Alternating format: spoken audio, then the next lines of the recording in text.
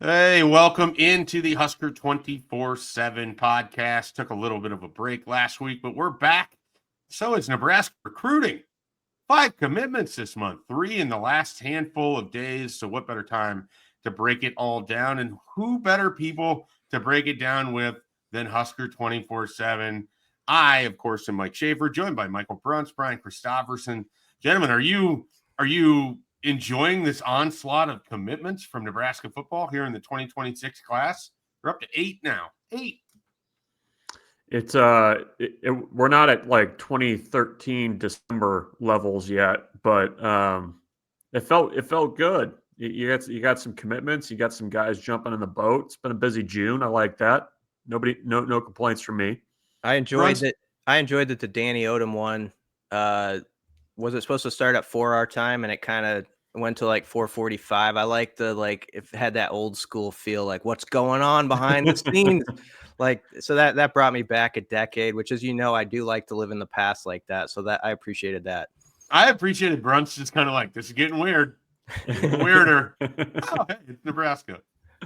So yeah, we'll dive into some Danny Odem here as we talk about all of these commitments. Bruns, I want to give you an assignment if you have a chance to look at some stuff while BC and I are talking at some point during the podcast. Well, Mom and Dad talk. You go back and see if you can find talk. See if you can find who was committing in that run, and then go through some of those names. We'll see if their late additions really panned out for them in that recruiting class. I believe one of them was Kevin Maurice. I know he's the most significant one. Yeah, I would consider that to probably be a good one for him, but I'm afraid that much of what we covered in that run ultimately was not very good. So yes. If you can find that before the end of the pod, we'll revisit that at the end. But we're going to start on Friday.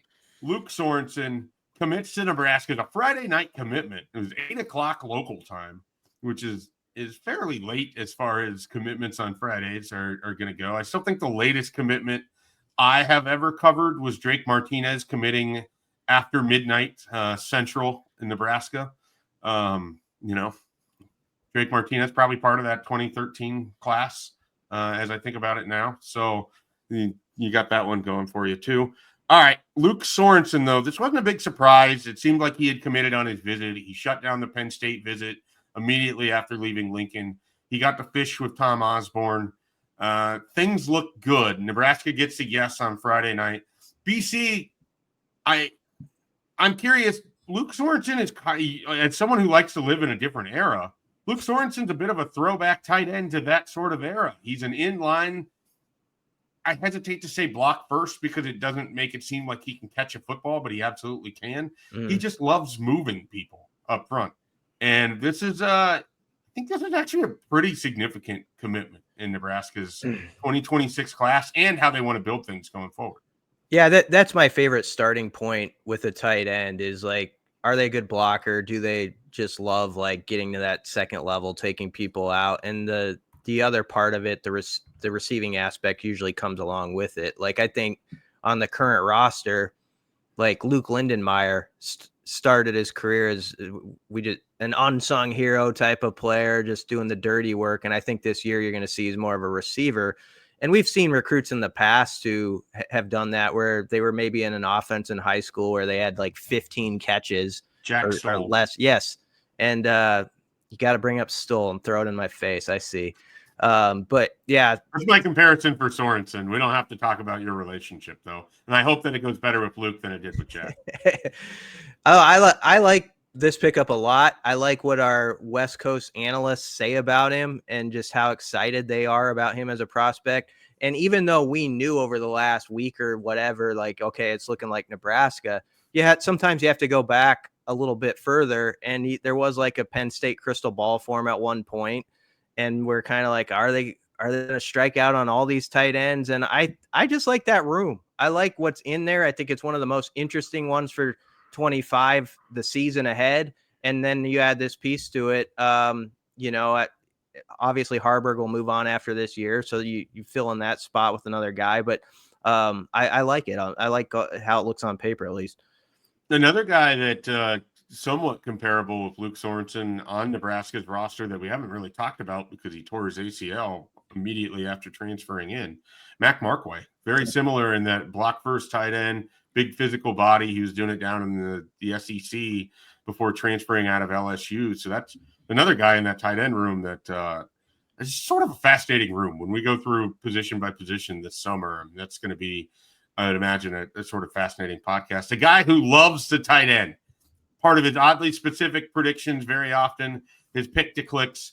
Michael Brooks had to be beside himself with enthusiasm on Friday. A new tight end. Got one in the boat. BC kind of hit on it. And it's kind of a theme that I've noticed, like with the other commits we'll get into too. But like it feels like, just talking around the network to people that cover, regional recruiting, it seems like some of these guys that Nebraska's gotten in the last few days are guys that they kind of have a little bit more juice, I guess, than maybe what their rating suggests. Like with Sorenson, Greg Biggins jumps in and says, he's a great blocker. There's more potential as a wide receiver or as a receiver. Has a background, was thought to potentially be like a right tackle, what he was going to be down the road. And, I think that's it. Correct me if I'm wrong, but it feels like nowadays it's almost easier to kind of find the tight ends that can split out and play in space.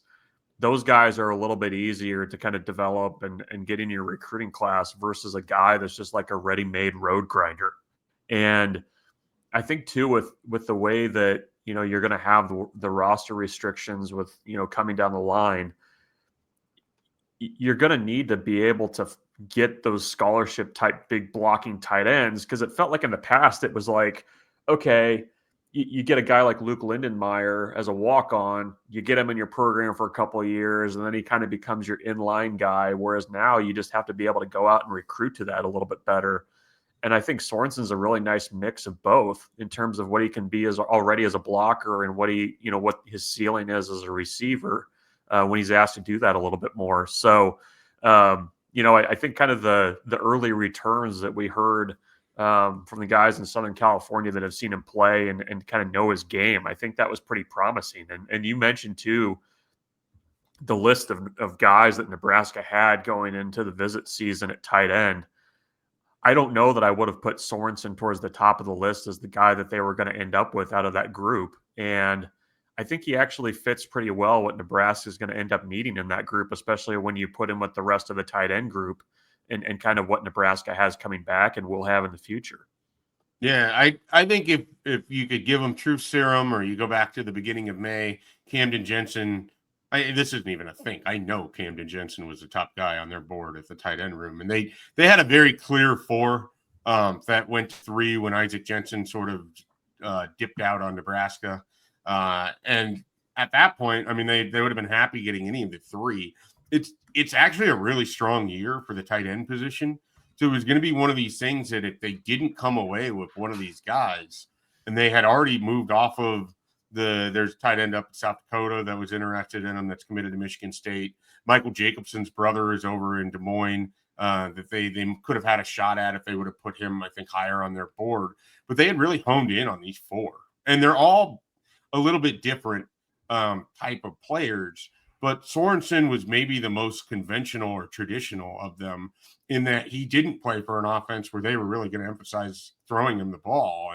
And he was someone who you mentioned the future potentially was going to be right tackle. This is a guy that played tackle until he was a junior, and then he moved to tight end. So part of why his blocking is so strong is that he's an offensive lineman that became a tight end, which is usually not how this works. And so it's going to be interesting how that all comes together, how he grows. One of the things that I don't think have mentioned yet, he's young. This is someone who's going to be, relatively young when he gets to a college campus. I think he's just going to turn 18 by the time he arrives at Nebraska. Or if he's an early enrollee, then he's going to be 17 years old. And I think he is an early enrollee. I think he told me that. He's going to be 17 when he's at Nebraska. And so you got quite a bit of time to kind of help build and see how he can develop in that regard. And so good job overall for Marcus Satterfield and Nebraska for getting that one. And I think both of you guys mentioned it. It looked like it was going to be Penn State. at one point in time. Before that, it seemed like USC was in there, but Nebraska was always a constant. It helps when you get the context that he grew up.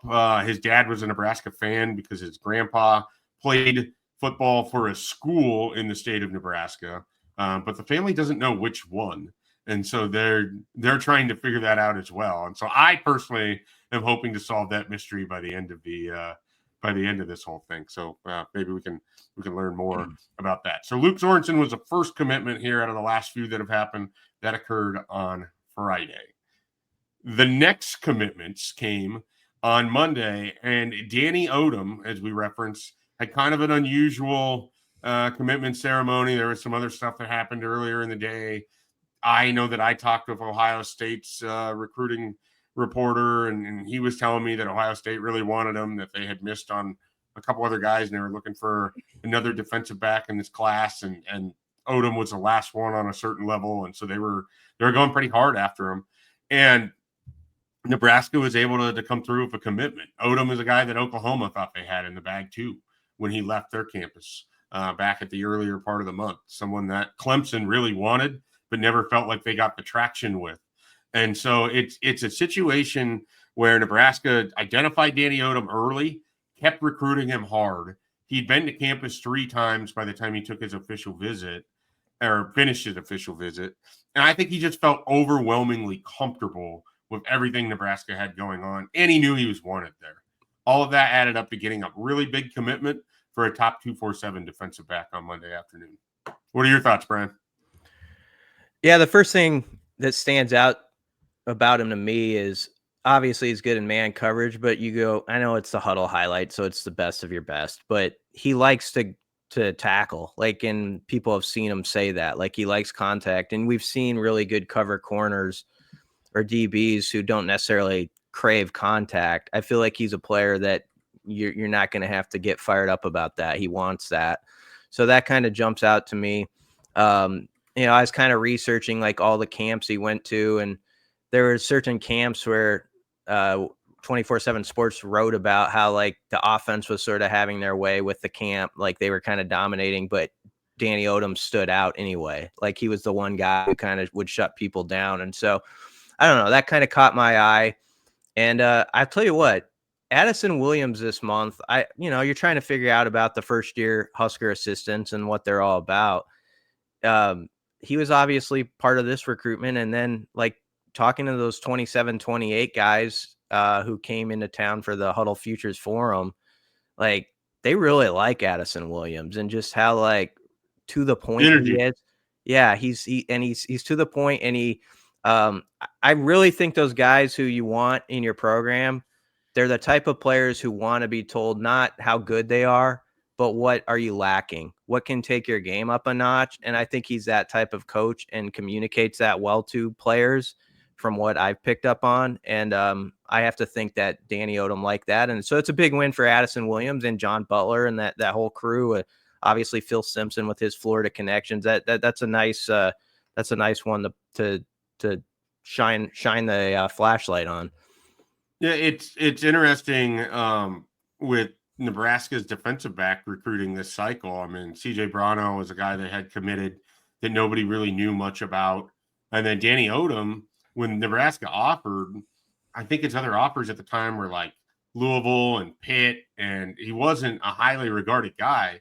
But Nebraska clearly saw something that then was reflected in how he went about his 7-on-7 this spring, and then he had a nice, I think, spring game as well. And so he was someone that blew up. I think the evaluation has been really strong coming out of John Butler and Addison Williams, and I know Phil Snow's involved with that too.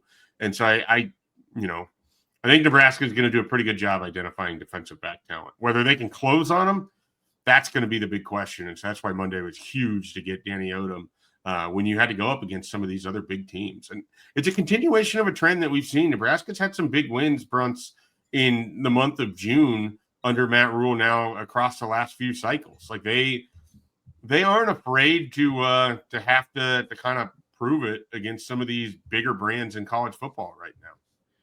Yeah, and it's interesting that the Florida thing too. They're getting tied in to some really good 7-on-7 programs. I know that in the past there's kind of been this like, the Calabrasca stuff, and I guess I've seen the Florida-Nebraska stuff popping up again. And the thing that I think is notable is that a lot of the guys that Nebraska is pulling out of Florida, they're beating other, programs closer to home, programs that have had more recent success than Nebraska. And I think that's, you're starting to kind of see the snowball effect of that a little bit of like, okay, this guy's going up there. He's had success. You're getting guys that are like not just kind of fringe guys. These are like guys that are going to be, key pieces for you, that are going to have success for you, that you can then turn around and go back down to South Florida or wherever and say, look, this guy came up here. This is a success he had, and just kind of keep things going. And I mean, that was a big recruiting win. You kind of laid out, how things were kind of shifting the last few days. I mean, Oklahoma had always been a team that had kind of been there for him as well. And, Nebraska went down there and got a cornerback that is a really elite player, and a guy that I don't know that has reached his ceiling either. I mean, you put some weight on a guy with that kind of frame. I mean, that's a pretty good looking defensive back that you're adding to that group. So, I mean, I think especially you guys kind of hit on it pretty well, I thought, with Addison Williams. I mean, there was a little bit of like catch up that was kind of having to happen over the last 6-7 months since they got to Lincoln, of like, get recalibrated, figure out what your board looks like. You probably had to reset some recruitments a little bit in some ways, of like just building relationships of like, okay, I'm way up here now versus when I was, down in Central Florida before. So I think, Addison Williams in particular, I think is really good at forming relationships. He's from Georgia, has coached a lot in the Southeast. And I think he's going to be a really good asset for Nebraska to kind of continue that and add to the guys that are already recruiting Florida pretty strongly right now. I also think there's something to the idea that, you come from Central Florida, you're recruiting guys from Georgia and Florida. You have to be able to recruit them differently to Nebraska. You have to figure out what the pitch or what the sell or what it is that you can utilize with Nebraska beyond just the facilities or the fan base and the usual stuff. But how are you going to convince these people that have only really ever known living in Florida and Georgia to give you a chance in Lincoln? And that doesn't just come automatically like that. That probably takes a little bit of time. And so I think that's partly why maybe it's been a little slower for some of these guys to be able to make their mark in terms of recruiting. And that's okay too, because it's a small class. I mean, they have their 8 commitments. They might only take 12, so we'll see what that all looks like. One of those 8 joined up yesterday after Danny Odem. So Danny Odem took place at like 4:40. Would that be a fair characterization of what time the commitment occurred? Yes. Yeah. By the time he did the old switcheroo with the Penn State hat and got everything announced, it was about 4:40. Yep. 51 minutes later, almost the most remarkably punctual announcement in announcement history, because these tend to never happen on their stated time. Jamal Rule, who I don't know if he had an opportunity to have someone else come broadcast this, but they did a whole in-home production that had pre-interviews with him and his family. It was fun. It felt like a throwback. Like it felt like it was, this thing that the Rule family decided to put together. And the running back out of North Carolina chooses Nebraska. He's been to Nebraska, like Danny Odem, been to Nebraska several times. Came out for a game last year, which I had forgotten about. Was up here, I believe, for the junior day, and then came again for an official visit. And a running back that Nebraska had, like we said, with tight ends, they had a group of 4. They had a group of 3 running backs that pretty immediately stood out for them: Brian Bonner, DeSeven Walker, and Jamal Rule. And over time, I had sort of talked myself into Jamal Rule being someone that I think is a pretty good fit for what Nebraska needs. I like the thump that he can bring in his game. He's already 6 foot, 200 pounds. By the time he gets to campus, he might already be 210, 215. You get him in the strength and conditioning, which during his visit, one of the things he talked about is how detail-oriented Nebraska was with their coaching staff and with the strength and conditioning and the nutrition and how it all works together and how there's no gap there. Like they have a plan for everything, and he appreciated that. I think this is a guy that could really blossom for Nebraska. Whether he's a star, I can't say, but I would be surprised if he is not a meaningful contributor in his Nebraska career. I really would. What do you think, Brian? Yeah, did I read the stats right? With more than 1,200 yards in seven games. I can't find the stats for some reason. For his sophomore year, he led the entire state of North Carolina in rushing yards. Mm-hmm. He's quoted as saying that, and he was bitter because he went out and had that big year and no offers came off of that. Like he felt like he had to go prove to everybody at camps or in these settings that he wasn't this guy who just had a bunch of yards and didn't have anything to back it up. So there's a chip to Jamal Rule too, where he feels like he's been undervalued. That is always a dangerous thing in recruiting when it lands in the right hands with the right recruit who feels like, oh, I'm not good enough for you. What about this? Oh, that's not good enough. What about this? That's a great mentality to have. Well, who's like that right now, Emmett Johnson. That was Emmett Johnson's recruitment up in Minneapolis. And so, I mean, he put up astounding numbers and limited offers. So, yeah, I like the chip on the shoulder aspect.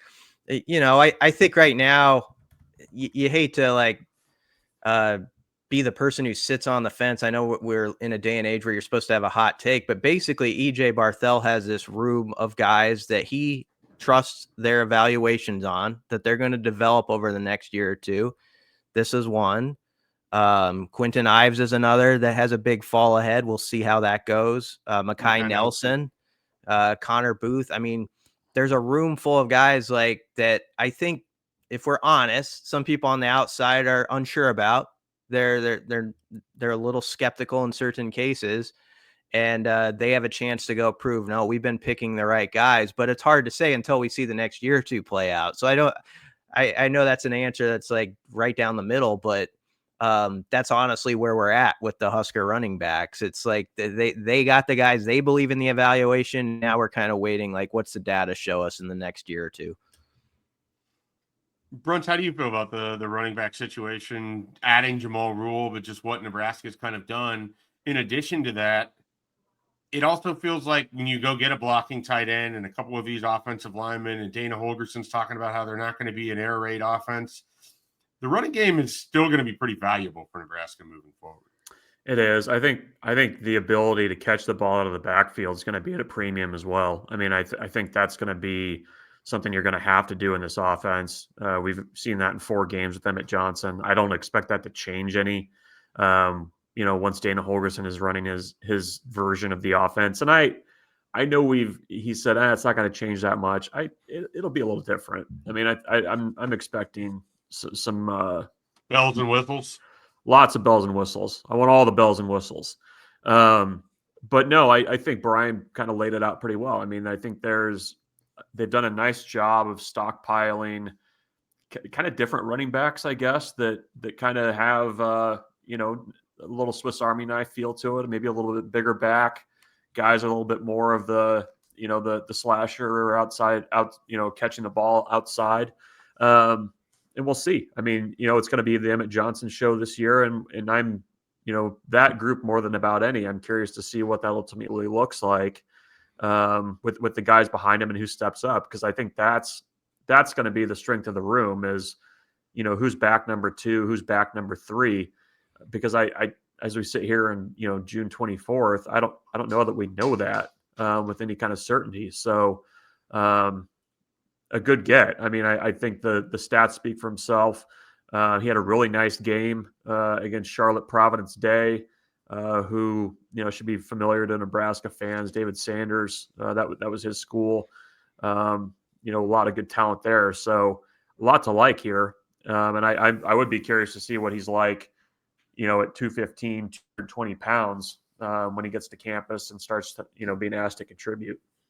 You mentioned catching the ball out of the backfield. That's something he already does now. I mean, he's got hands. He can do that. He's he's someone I haven't watched film of him in pass protection, but you kind of like what the picture looks like at 6 foot, over 200 pounds, and a guy who likes to hit people. It probably isn't going to be hard for him to step in and pick up a blitzer. He might have to learn the technical side of it, but I don't think it's going to come from a lack of willingness if he doesn't end up being a pretty good pass protector too. So in a weird way, I do think Jamal Rule is sort of an all-around running back that you wouldn't necessarily think it's going to look like that, because you might just assume he's going to provide the power component and not a whole lot else. But he's got a little bit of burst to him too. I don't think it's straight line speed, but I think there's a lot to like in this edition for Nebraska. So they have 8 commitments now. We just talked through 3 of them. Is there somebody else in this class that sort of stands out to you guys where you're like, that guy's pretty interesting, or, you know, I'm curious to see what this looks like when it all gets a chance to sort of come together? It's I think, sort of a lunch pail, blue collar-esque type class. I mean, there's not a lot of flash here. Odem probably brings the most of that. But is there anybody else in this group with their 8 commitments right now that sort of stands out for either one of you? Rex Waterman's kind of interesting to me. He's got offensive line hair. I mean, that should be worth something, I think, in just kind of what his ultimate trajectory is. Can you describe what offensive line hair is? It's like he's got the flow. It's like 90s wrestler hair. It's kind of like down to the shoulders. You basically are in the trenches for 4 quarters. Mongo McMichael, is that what you're saying here? Yeah, sweaty, matted, like just gross looking. You put some eye black all over the place. Okay. That's a good look. But no, I think, he's a tackle now in high school, probably profiles as a guard at the next level. I'm always interested in kind of how that transition goes, but I think he was a guy that they zeroed in on pretty quickly towards the top of their board. All joking aside about the hair.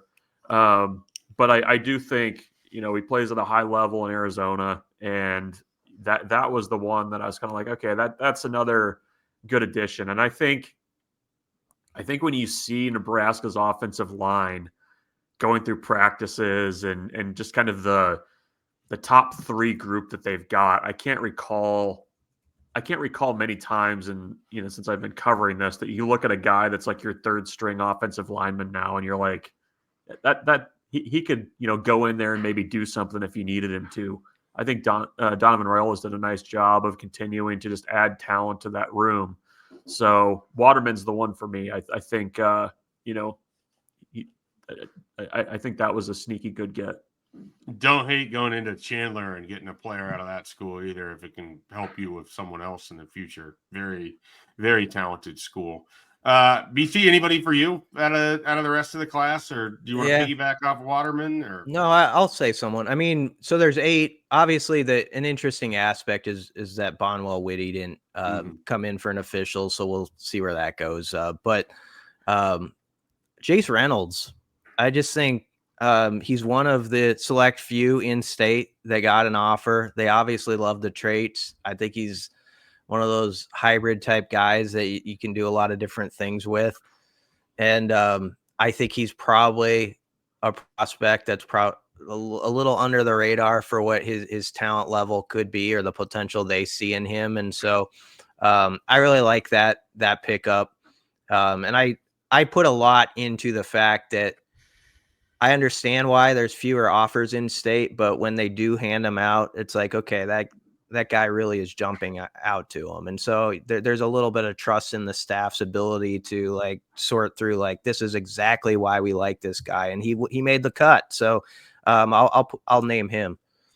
I think in the era of the 105-man roster, someone like Jace Reynolds, who's a bit of a Swiss Army knife defensively, can do different things for you. There's going to be a lot of value in that. And I also think he's a guy who's going to be able to help you on special teams almost immediately in your coverage units and your return units and everything else. And so I totally understand where you're coming from there. I want to mention Hayden Ainsworth, another one of these guys who's 17 years old. He reclassified. He's going to be young when he gets to college. He strikes me as someone who's going to be a bit of a vocal guy in this class as it kind of comes together. He was talking a lot with Luke Sorensen during their visit. I know he's been talking a lot with Trey Taylor and with some of the guys that were on campus this past weekend. and everything else. And so Hayden Ainsworth is really sort of a fascinating story, connected to Nebraska. Family has Nebraska connections and lived here, and his dad wanted him to play here. And so it was a big deal when he committed. And he's someone that I think is really sort of intriguing. Similar to Waterman, in which I think he's a swing guy, that he could be a tackle, more likely as a guard. And that just makes that tackle spot really imperative in this class. Claude Puma, who's here over the weekend, that's a huge one. That's coming up, I think, the 29th, BC. Do I have that date right? Right, yep. That is a big, big recruitment. We'll see if Nebraska is able to pull this one off. I know Florida feels pretty good. Auburn felt great until Florida felt better. We'll see if Nebraska gets to feel the best, because Claude Puma, long development time there. It's a guy who's just now playing football, but the athleticism and the size are things that you just love to have from an offensive tackle. So we will see how that one goes. Let's finish up here before Brunt. Did you find some of these 2013 editions? You got some names for us? You ready? I'm ready. All right. So basically the middle of December remember, this is the old school recruiting calendar. February signing day. So nobody signed till February. So December 2012 into the 2013 class, DJ Singleton, safety, was added, one-time Wisconsin commit. After that, David Neville, that was a big win, if you recall some of the places he was visiting. He started for Nebraska in his career. Started a couple places, still going in Canada. He's still playing professionally up in Canada. And this was the run where it was like junior college offensive lineman and Matt Finnan? You're gonna get to the guy that had the best career really quickly here, so just stay tuned. Matt Finnan was an addition. Chongo Condolo. Okay, Chongo. Dwayne Johnson, The Rock. The Rock, yep. Ernest Suttles snuck in there as a edge commitment. Stephen Carter. Ernest Suttles had a short career at Nebraska. Yep. I believe he ended his career in Memphis. Stephen Carter. Bose Joseph. Kevin Maurice was in there. A guy from Kansas City you might have heard of, Malik Collins. I couldn't remember when he committed. He was a January commitment. Okay. And last but not least, as everybody knows, recruiting doesn't really start until after 2 a.m. Travell Dixon, who ended up not making it to Nebraska. So that, by my count, that was 11 guys in a span of about 6 weeks. I know Brunt knows this. Brunt, I think, had interviewed him and got the quote where, like, the thing that Travell Dixon most wanted to do in life was become a firefighter. Yeah. And I'm happy to report, because this was in an age in which I would occasionally need Facebook to try to talk to some of these guys. Travell Dixon became a firefighter down there in Louisiana. So congratulations to Travell Dixon. He did. He flipped back to Nebraska late on signing day morning, and then became a Mississippi firefighter. State, was that the team, or was it LSU? That was Arizona State. I can't remember. Who was the kid I called you guys about? I was working for the paper. Willie Sykes. Willie Sykes. Yeah. Oh, Willie Sykes. Yeah. Okay. Yeah. You're thinking of either Blake McLean, No, or Chris Jones. Chris Jones from Sandalwood, where Adam Geis and his ringback, which kids today won't understand what a ringback was, but when you called Coach Geis, you were getting the lowrider ringing coming back at you. Yeah, I called Brunson. I was like, does the coach for him, does he have the lowrider ringtone? Is that actually him? Like, I was double checking. I think Brunson had to check with me. And then, and then there was a case, it was Willie Sykes, I guess, where you had reported something and they had told me something else, and I knew you were right, but it was like one of those deals where you didn't want to make the other person look silly when you know he's right anyway. It was one of those. That's recruiting, I guess. Yeah, that was me telling him I'm writing a story, him telling me that he's going to commit to Arkansas the next day on National Signing Day, me putting that out there, him telling you that he's definitely going to Nebraska. I love that stuff. I wish there were more of that now, but those were good days. Okay, speaking of good days, Nebraska replaced Terrible transition. Nebraska announced their new play-by-play man for football, their new host of Husker Sports Nightly. BC, you had a chance to listen to Kyle Crooks and Iron Eagle, I believe, popped on as well to talk about him. What do we know about Nebraska's new play-by-play person, the new voice for the Huskers? Yeah, I have to run in a minute, but Kyle Crooks, he graduated college in 2014, so he's a younger guy, like in his 30s, but he spent the last 8 years with the Florida Gators network, covering various sports, and he's really honed his skills with football too, like going back to when he got started, as he was talking about like going to like Division III type games where you're announcing on top of a press box when it's like 32 degrees, and really putting in the work to get better at your craft. We've all heard his tape. I like his voice. And I know the people around Husker Radio, like Damon and Benning and those guys got some time with them. And I think they just felt it was a good fit. So he made a very positive first impression last night as he appeared on the Sports Nightly radio show. Iron Eagle, who is one of the great voices in sports, was on the show and is a mentor to him and said, this is a job where Kyle's not going to take this for granted. It's actually one of those where you don't like take a breath right now that I got this job. You're like, I understand how big this is and I'm going to elevate and try to meet this moment. And so exciting times. And obviously I thought he was really respectful of the situation too, and how much like the late Greg Sharp meant to the community and the Husker fan base, and he understands that really well. And obviously, Greg meant a lot to all of us. So he did a really good job, I think, of expressing himself about the situation that he comes into. I thought it was notable that hated rivals Florida State, Jeff Colhane, with a nice shout out for Kyle Crooks yesterday. Jeff Colhane obviously spent time at Nebraska, did Husker Sports Nightly, I believe women's basketball. And what else did Jeff Colhane call when he was here? Brunch, do you remember? Did he do baseball too? A little baseball, I think. Yeah. Yeah. Great guy. Big fan of Jeff. Always enjoyed going on with his show. He's now the voice of the Seminoles down there. I wondered if he would be contacted. I assume, once you get a job like Florida State, you're not exactly looking to move on in the play-by-play world, but that was pretty cool as well. All right. Any final thoughts here from anybody? I know BC's got to go, so we wish him the best with whatever he has going on here today. Brunt, I can't remember what you told me. I'm sorry. Brunt, it's just a plumber coming over. We're fine. Well, I think we're fine.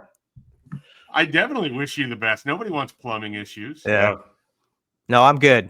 We'll see if I'm good in an hour from now. You're going to be a lot better here in about an hour. Yeah, I'll let you know. Hopefully. Brunt, anything you want to add before we depart? No, I was just looking at this list of players. That's all from 2013. What a list.